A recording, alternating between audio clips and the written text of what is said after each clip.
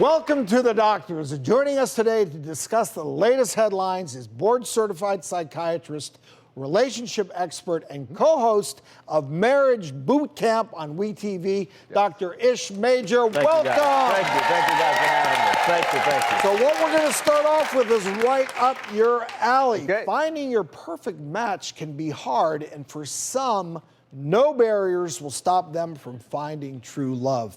Not even a prison cell. I'm talking about dating behind bars. You know, there's been an influx of so-called pen pal sites which allow you to strike up a relationship with men behind bars. It really is becoming so common, it's giving rise to dating sites, even YouTube tutorials on what you can do to date somebody that's incarcerated and in jail. So, to get this discussion going, joining us is one of the founders and creators of one of these sites, In Touch for Inmates, Cash Hasworth. Welcome.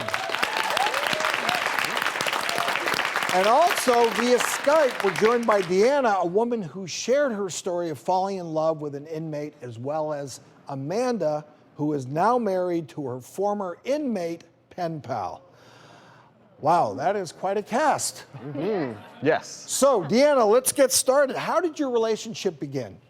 It began in 2003 after leaving an abusive relationship. My girlfriend suggested that I have a pen pal. I totally was not interested, so she took it upon herself to write him for me. When he returned the letter, she gave it to me. I read it. I was interested in some things that he said, and we just started communicating via mail. The relationship over the mail became an emotional dependence. It gave me what I needed at the time coming out of an abusive relationship. It provided the support. I was in college. He was that encouraging word. He even, upon his incarceration, didn't have a GED, and he always states that it was the encouragement of me being in school that he went to get his bachelor's degree and certifications, so that once he was released, he's into business, real estate. It just provided what I needed at that time. So how did your relationship progress? It progressed through mail. I would go visiting. He ended up doing a total of 17 years. The relationship was about 10 years. Wow. We're still friends to this day. He actually called me this morning to give me some encouraging words about what the relationship did for him. He's my biggest supporter, my biggest cheerleader.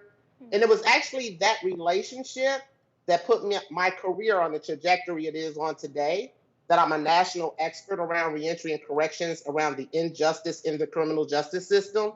It was that relationship that got me interested in that. So you ended the relationship?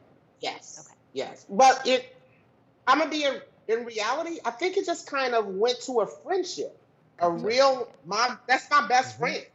When I can't share things with other people, I can call him on the phone and I can share things with him.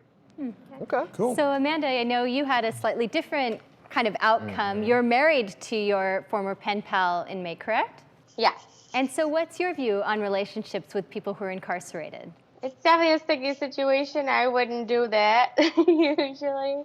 But if you are going to, I would say to do your research. I did a full background check on my husband. I knew everyone who visited him, how many visits he had. I visited him twice a month. All right, Cash, you actually started a site to help bring people together, women that were interested in starting a relationship with incarcerated men. Tell us about that. What motivated you? We started In Touch because we understand the value of information.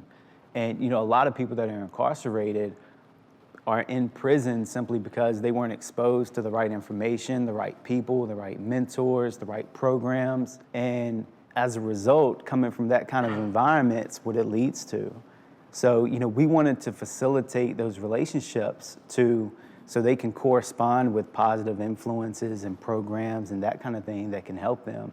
And as a result, it reduces the likeliness of them going back into those same kind of behaviors.